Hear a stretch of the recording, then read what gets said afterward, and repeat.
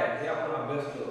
कोणकोणत्या गोष्टींमध्ये भारतीय समाजामध्ये विविधता आहे, मग त्यातली भाषिक विविधता असेल, सांस्कृतिक विविधता असेल, किंवा धार्मिक किंवा भाषिक प्रादेशिक विविधता, जाती विविधता, वर्ग विविधता, लिंग भेदावर आधारित विविधता, अशा सर्व विविधतेचा आपण अभ्यास केल्यानंतर आपण आता पुढील आपण मुद्दा समजून घ्यायचा तो म्हणजे विविधतेमध्ये कसं एकता आहे. विविधता आपण समजून घेतली, पण विविधतेमधून एकता कशी निर्माण झालेली आहे भारतीय समाजामध्ये, ही एकता कशी निर्माण झाली आणि विविधतेमध्ये एकता ही गोष्ट समजून घेत असताना आपल्याला काही मुद्दे आपल्याला अभ्यास करून करायचा आहे. मग त्या भारताची एकतेची प्रक्रिया आहे ही it is a processing thing, म्हणजे ही एक प्रक्रिया आहे लक्षात घ्या.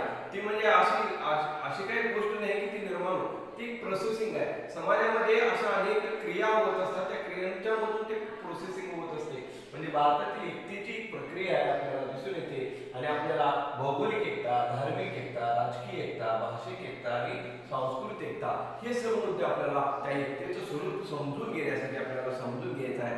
भारतामध्ये आता विविध समाजातील स्थानातील सर्व स्थानातील लोक म्हणजे सर्व स्थळातील लोक समाजामध्ये एकत्र राहतात. म्हणजे काही विशिष्ट वर्गाचे विशिष्ट वर्गाचे लोक समाजात राहतात असं नाही, सर्व स्थळातील लोक समाजामध्ये एकत्र राहतात आपल्याला. आणि असं एकत्र राहून सुद्धा संघर्ष होत नाही आपल्याला दिसून येते. म्हणजे की तर विविध परंपरा, प्रत्येकाचे परंपरा आहेत, धर्मानुसार परंपरा आहेत, जातीनुसार परंपरा आहेत, किंवा अशा अनेक गोष्टींनुसार परंपरा आहेत. आणि परंपरा आणि संस्कृती यांच्या एकत्रित मिलापामधून काय निर्माण झालेलं आहे, भारतीय समाजात एक सुंदर एक सौंदर्य कृती निर्माण झालेली, त्याला भारतीय संस्कृती असं म्हणतोय. भारतीय संस्कृती म्हणजे एक विशिष्ट धर्माची संस्कृती नाही, विशिष्ट जातीची संस्कृती नाही, किंवा विशिष्ट संप्रदायाची सुद्धा संस्कृती नसून या सर्व संस्कृतीच्या संमिश्रणातून निर्माण झालेले एक सौंदर्य आहे. आणि ते सौंदर्य म्हणजे भारतीय संस्कृती आहे असं आपल्याला दिसून येते. आणि या सौंदर्य म्हणजेच एक प्रकारचं एकतेचं रूप आहे असं आपल्याला दिसून येते.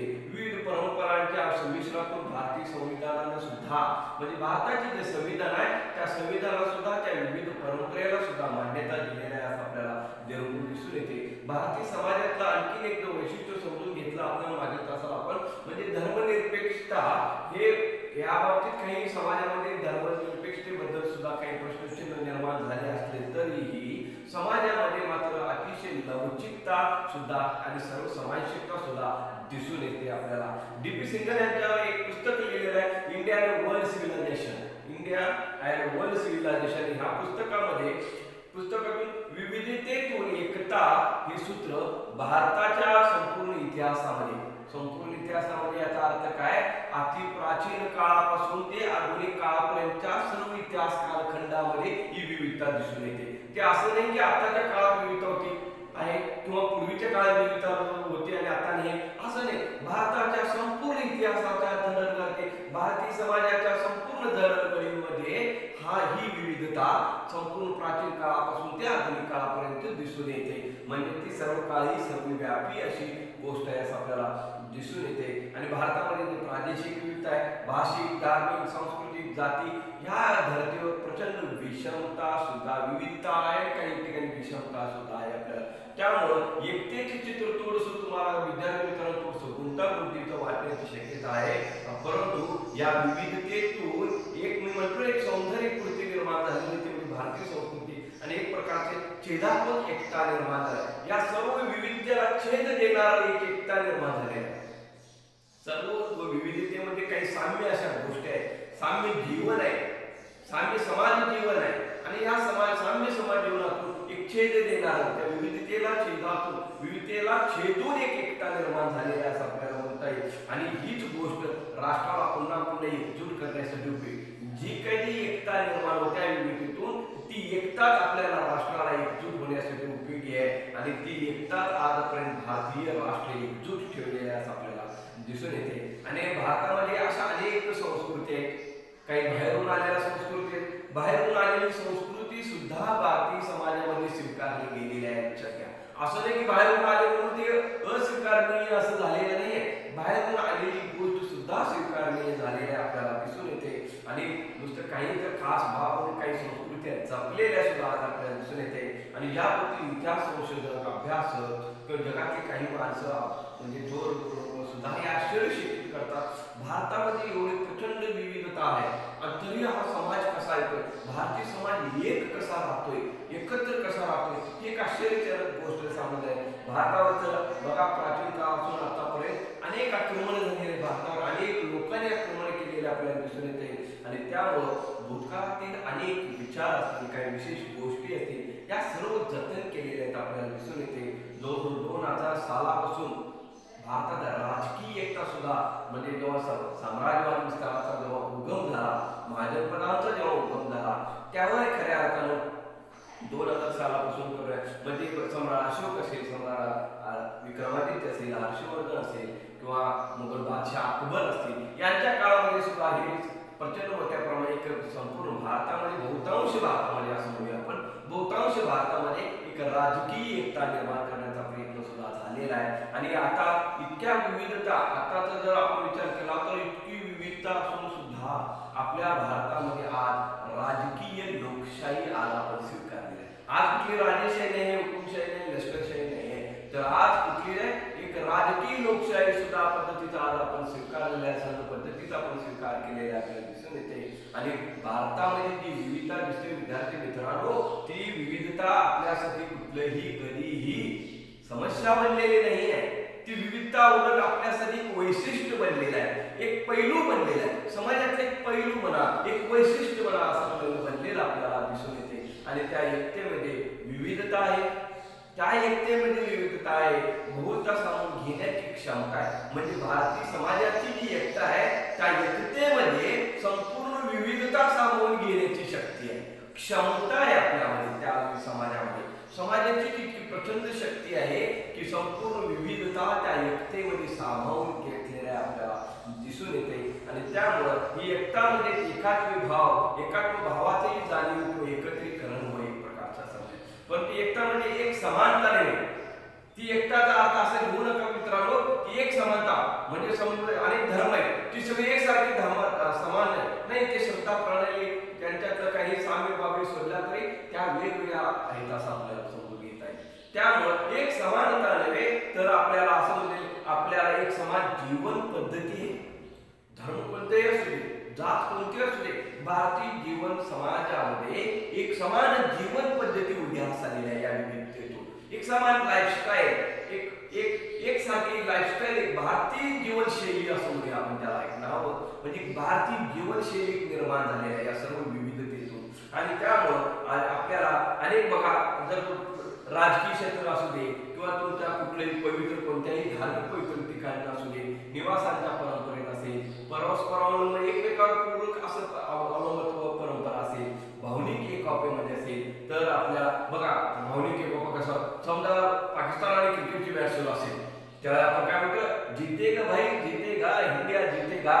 मग ते इंडिया असं जिंकणार म्हणणारे फक्त भारतीय म्हणजे सर्व धर्माची माणसं आहेत, सर्व जातीचे, म्हणजे ही एकता, ही भारताची एकता फक्त क्रिकेटमध्ये नाही तर भारताच्या सर्व क्षेत्रामध्ये दिसते, सांस्कृतिक क्षेत्रात दिसते, राजकीय क्षेत्रात दिसते किंवा आपल्याला अनेक क्षेत्रामध्ये आपल्याला ही एकता दिसून येते. आणि त्यामुळं आपल्याला भावनिक एकोप्यामध्ये सुद्धा दिसून येते. जर आपल्या देशावर एखाद्या देशाने आक्रमण केलं तर आपण संपूर्ण राष्ट्र पेटून उठते, संपूर्ण प्रत्येक नागरिक पेटून उठते आपल्या देशाच्या संरक्षणासाठी.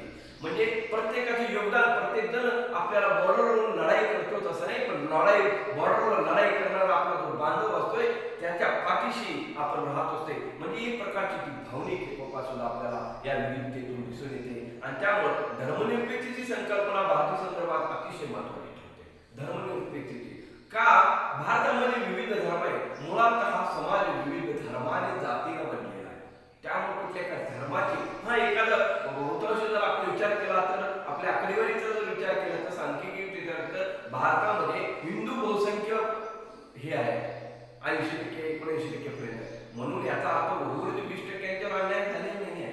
म्हणून बहुसंख्य हिंदू समाज असला तरी आपण कुठल्याही धर्माच्या आधारावर राष्ट्राची उभारणी केली नाही, तर आपल्याला सर्वधर्म समभाव म्हणजे त्याचा दुसरा धर्मनिरपेक्षतेची चौकट आपण स्वीकारलेला आपल्याला दिसून येते. आपल्याला या पद्धतीचा स्वीकार आपण केलेला आपण वैज्ञानिक उपक्रम आपण या म्हणजे ही धर्मनिरपेक्षतेची चौकट कशावर उभारायची तर वैज्ञानिकच्या कसोटीवर उभारलेला आहे. मानवतावाद म्हणजे आपण माणुसकी म्हणतोय, अरे काय तुम्ही माणुसकी आहे म्हणतोय का, असा आपण उल्लेख करतो व्यवहारामध्ये. म्हणजे या मानवतावादावर माणुसकी या धर्मपेक्ष मूल्यांना खऱ्या अर्थानं बांधील आहे असं आपल्याला दिसून येते. आपल्याला ही एकतेची प्रक्रिया, भारतातील एकतेची प्रक्रियेचं आपण हे थोडंसं समजून घेतल्यानंतर बाळांनो आपल्याला पुढचं एक समजून घ्यायचं आहे ते म्हणजे भौगोलिक एकता कशी आहे.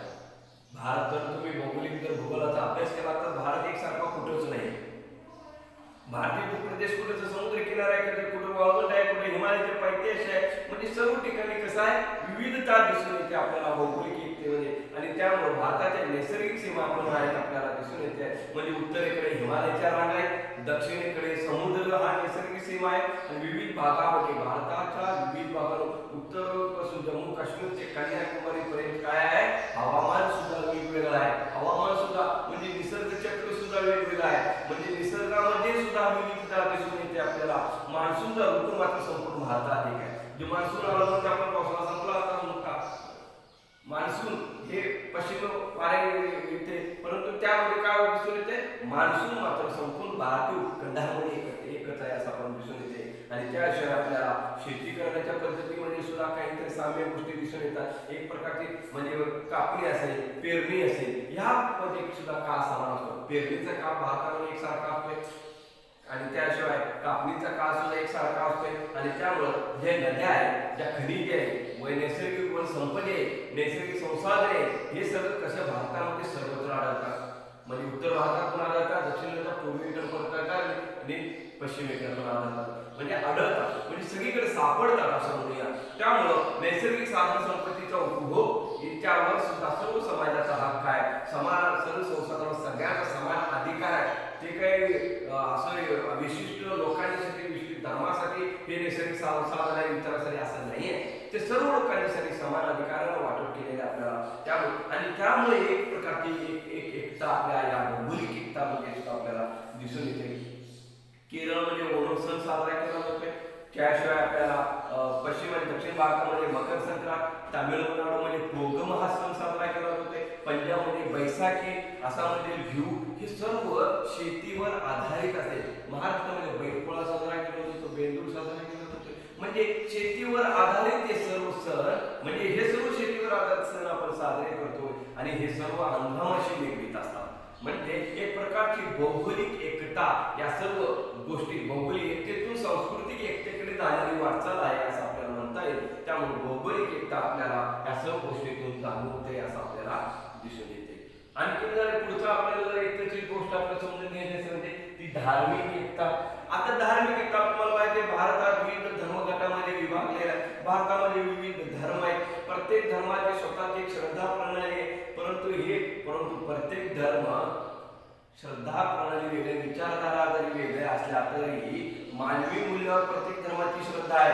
लक्षात घ्या, प्रत्येक धर्म मानव केंद्रित केलेला आहे. ईश्वर केंद्रित जरी धर्म असला तरीही मानवाला अभिप्रेत असं मानवी मूल्यावर अभिप्रेत अशी श्रद्धा सांगितलेला आहे. म्हणजे परोपकार प्रत्येक धर्माने सांगितलेला आहे. आपण एकमेकांना परोपकार केला पाहिजे, पवित्रता असली पाहिजे, विचारात माणसातली मनातली विचार पवित्रता असली पाहिजे. त्याशिवाय प्रामाणिकपणा हा प्रत्येक धर्मानं सांगितलेलं आहे. प्रत्येक व्यक्तीनं प्रामाणिकपणे जगलं पाहिजे, साधेपणानं जगलं पाहिजे, चांगुलपणानं जगलं पाहिजे. आणि भूत दया म्हणजे तुमच्यावर कसं तुम्ही एकमेकांच्या भूत दया सुद्धा दाखवली गेली पाहिजे. ही सर्व जीवनातली मूल्य आहेत. लक्षात तुम्ही आम्ही जे जीवन जगतो त्या जीवनातले मूल्य आहेत आणि ही जीवनातली सर्व मूल्य सर्व धर्मामध्ये येत असं आपल्याला दिसून येते. कोणत्याही धर्म तुम्ही निवडा, हिंदू घ्या, ख्रिश्चन घ्या, पारशी घ्या, जैन घ्या, बौद्ध घ्या, ह्या प्रत्येक धर्मामध्ये ही सर्व जीवन मूल्य सांगितले. मग धर्म कोणता असते तर काही समान बाबी आपल्याला दिसून येतात. म्हणजे हा सर्व धर्माचा एक सार आहे, ते सारामध्ये एकता आहे असं आपल्याला दिसून येते. आणि त्यामुळे देशभरातील आणखी एक गोष्ट सांगते, देशभरातील अनेक धार्मिक श्रद्धास्थान आहेत. म्हणजे त्या श्रद्धास्थानावर जाताना हिंदू बहुतांश हिंदूंच्या धार्मिक स्थळावर मोठ्या प्रमाणात गर्दी करतात. म्हणजे उत्तरेकडे बद्रीनाथ असेल, केदारनाथ असेल, अनेक धर्माचे लोक जातात, फक्त हिंदू जातात असं नाही. त्याशिवाय आपल्याला पूर्वेकडे पुरी शिकाचे जे अमृतसर आहे, जे अमृतसर सुवर्ण मंदिर आहे, त्या सुवर्ण मंदिराला फक्त शीख समाजातलेच लोक भेटी देतात असं नाही. सर्व धर्मातले लोक ते पवित्र स्थानाकडे जाऊन भेट देतात आणि तिथं आपलं मागात येतात. आणि त्यामुळं त्याशिवाय आपल्याला वेगवेगळे ख्रिश्चन चर्चा वेगळ्याकडे त्या कोची किल्ल्यावर ज्यूचं उपासना स्थळ किंवा मुस्लिम फकीरांचे जे समाधी स्थळ आहे किंवा आपल्याला अजमेरचा दर्गा कोण विसरे, अजमेरच्या दर्ग्यावर तर विविध समाजाचे बहुतांश सेलिब्रिटी लोक सुद्धा जाताना तुम्ही टीव्हीवर अनेक बघितला असा. म्हणजे तिथं भेदभाव असा मानला जात नाही. त्या धर्माच्या पवित्र स्थळाला सर्व धर्माचे लोक आपल्याला काय करतात, असं पवित्र समजतात, पवित्र मानतात आणि तेवढं श्रद्धेनं त्यांच्याकडे बघतात आणि ते श्रद्धेने तिथं जात असतात असं आपल्याला म्हणता येईल. आपल्याला त्याशिवाय कुंभमेळा असेल, मदरमेळीची मेजवानी असेल, गणपती उत्सव कधी तुम्ही आम्ही महाराष्ट्रात विसरतोय का? आपण गणपती उत्सवात कुठला धर्म जाती बघितल्या येत आपल्याला. गणपती उत्सवामध्ये तर सर्व जातीची माणसं, सर्व धर्माची माणसं एकत्र येऊन आपल्याला हे उत्सव साजरे करतात. दुर्गा पूजा, बंगालमध्ये तर दुर्गा पूजा पण अशी जी काय आहे, त्याच्यामुळे आपल्याला असे अनेक श्रद्धेचे कार्यक्रम सुद्धा सर्व माणसं एकत्र येतात. म्हणजे इथं धर्माचं सण कोणत्याही धर्माचा असू दे, उत्सव कोणत्याही धर्माचा असू दे, त्यामध्ये सामील होणारी माणसं सर्व धर्मातले असतात आपल्याला दिसून येते. आणि ह्यातूनच आपल्याला एक प्रकारची काय दिसून येते, एक धार्मिक एकता आपली कशी निर्माण झाली आहे या सर्व गोष्टीतून आपल्याला दिसून येते. आपण ही धार्मिक एकता आपण बघितले आणि पुढील तासाला आपण पुढील जे काय आपल्याला राजकीय एकता, भाषिक एकता, सांस्कृतिक एकता